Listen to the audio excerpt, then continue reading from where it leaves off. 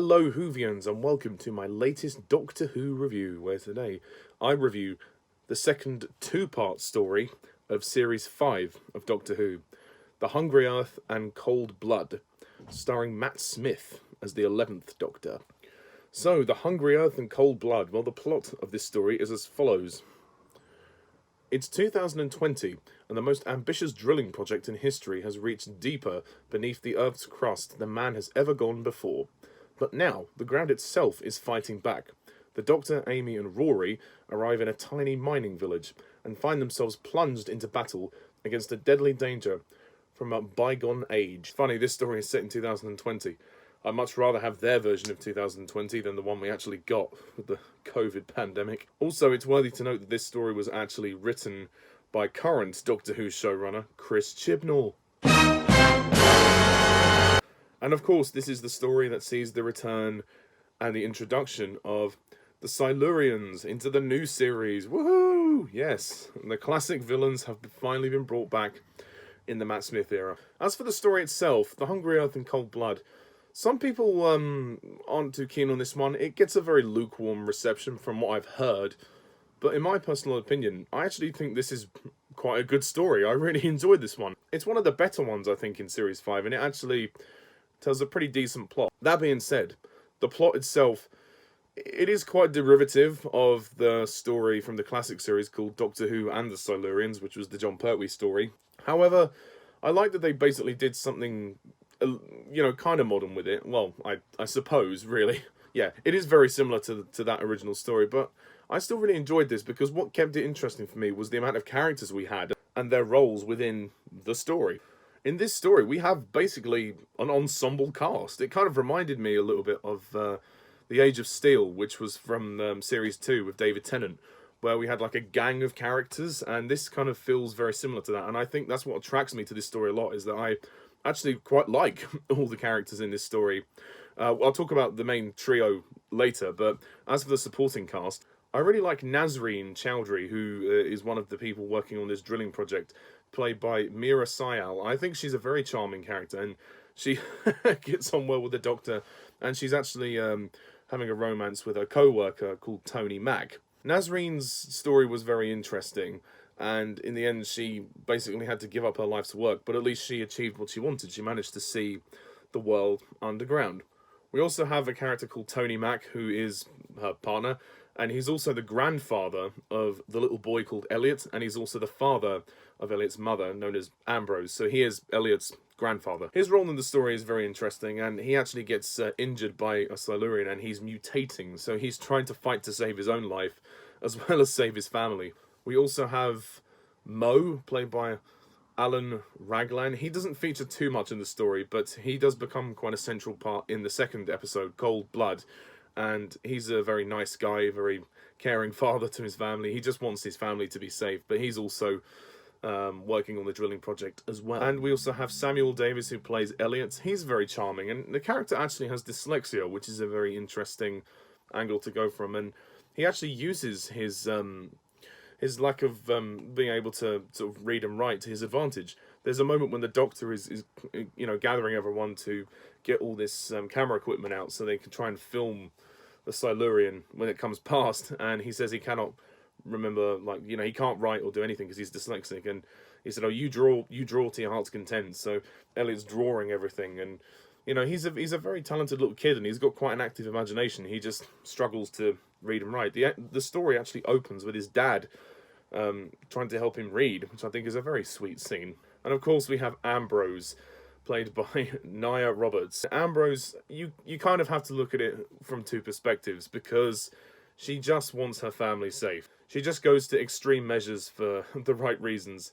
The Doctor tries to create a kind of harmonious or peaceful negotiation, but Ambrose disrupts that because she is provoked into killing Alea, and that is what causes what ignites a war, basically. The character's really well played, but she's very emotional, and she struggles to kind of comprehend what the Doctor is saying, and I don't think she really trusts the Doctor until the end of the story.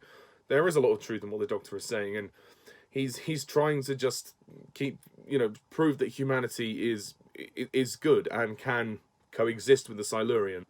And as for the Silurians themselves, I mean, wow, the prosthetics look amazing. The design of them is really, really cool. I mean, they look very sort of lizard-like. I mean, they're very different design to the classic series, but I really like their design. I think it looks really cool and very convincing. I have to praise Neve McIntosh, who actually will go on to continue in the show as Madame Vastra, one of the Paternoster gang, but we'll get to them later on in the Matt Smith reviews. But she plays two characters, actually. She plays Alea and Reztak, who are sisters. Reztak is a general soldier. Alea is one of the warriors, and she gets captured by the Doctor and everybody else.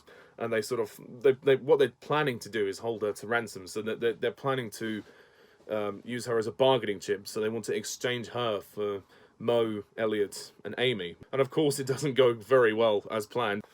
I like the story because it's really dramatic, and there's a lot at stake here, and there's a real conflict. It literally is a civil war going on, and, you know, everybody's trying to keep a clear head, and I actually think this is a great story for characters to sort of step up to the table. In particular, Arthur Darvill as Rory really sort of has to try and step up. I mean, he's still got a little bit of his awkward bumbliness, but he is trying to take control. When he's separated from the Doctor and Amy, like, the Doctor kind of leaves Rory in charge to deal with the situation. Like, when they're trying to guard Alea, and he says, we're going to keep you safe. You know, so he's trying to assure her that they're not going to do anything rash. But at the same time, you know, he's kind of worried, and he doesn't really know what to do, but he wants Amy to be safe. And I like the fact that the story is able to kind of, because there's so many characters, it's able to intercut between different parts of the story and show different locations, because, you know, because it's two parts, it allows for that, and there's so much going on that whenever it cut back to the different characters, I was always interested, and you're not going to be bored watching this story, I'll tell you that. There's always something going on.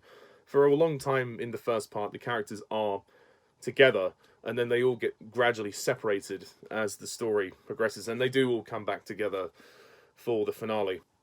The best scene of the story, for me, has to be the scene when everyone comes together in the sort of I don't know, is it the throne room or the conference room? Well, the main room.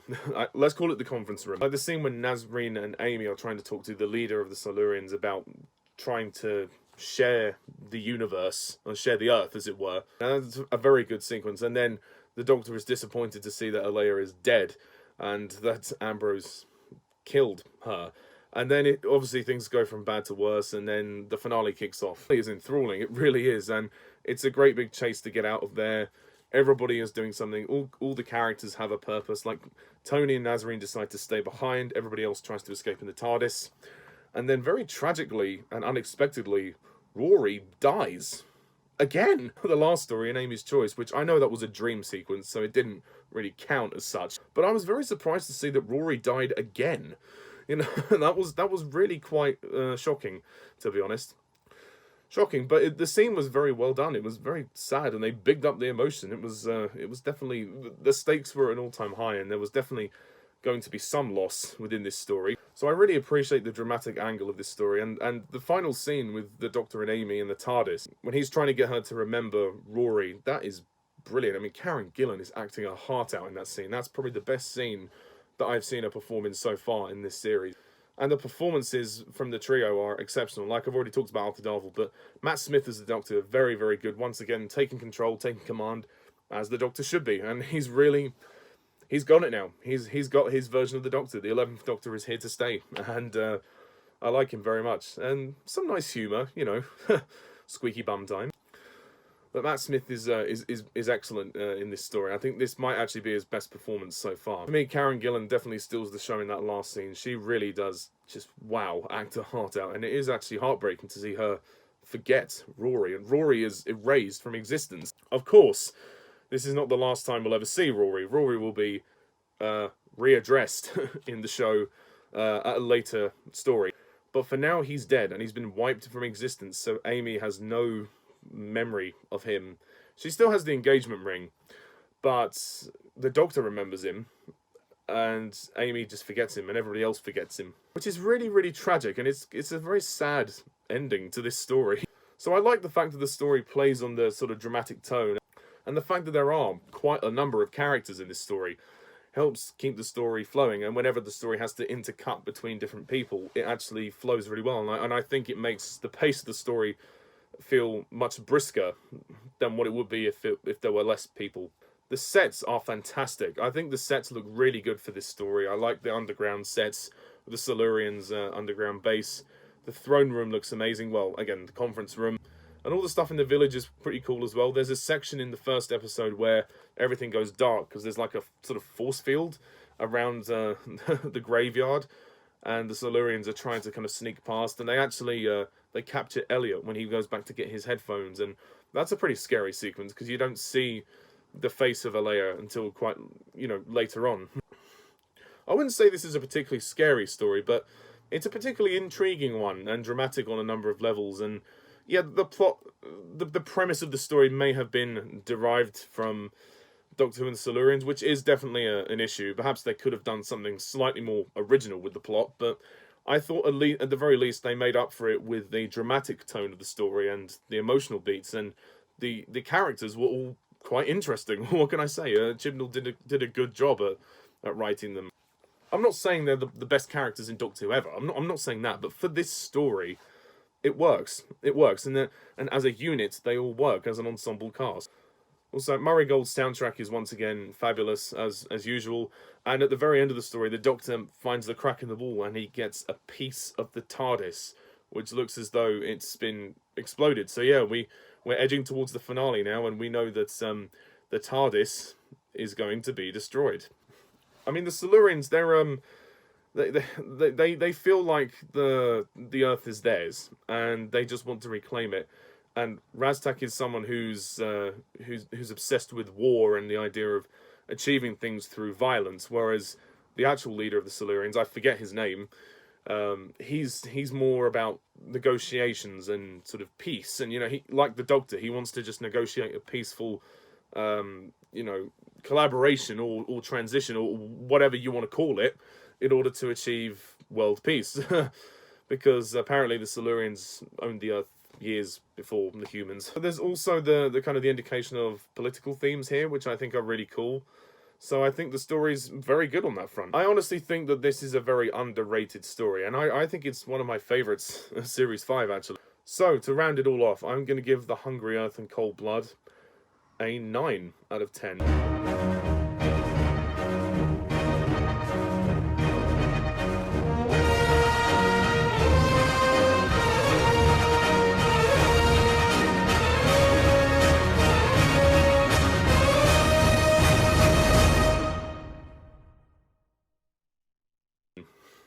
Yeah, I would go that far.